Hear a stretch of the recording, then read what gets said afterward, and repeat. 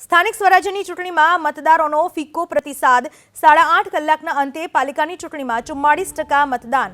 બપોરના મતદાન ઓછું થતાં નેતાઓની ચિંતા વધી। થાળી અને વેલણ લઈને મતદાન જાગૃતિ માટે નીકળ્યા ધારાસભ્ય। વેજલપુરના ધારાસભ્ય અમિત ઠાકર મતદાન માટે અપીલ કરવા નીકળ્યા। મતદાન ન કરનારા મતદારોને મતદાન કરવા માટેની અપીલ કરી। અમદાવાદ જિલ્લાની 3 પાલિકાની ચૂંટણીનું મતદાન ચાલુ છે।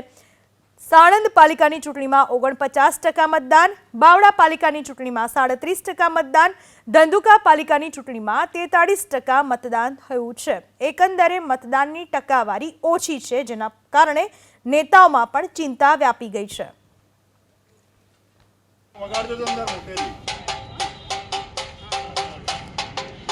વોટિંગ થઈ ગયું ચાલે એવું થાય તો પહેલા જવું પડે। હા નમસ્તે, વોટિંગ થઈ ગયું દાદા, થઈ ગયું વોટિંગ।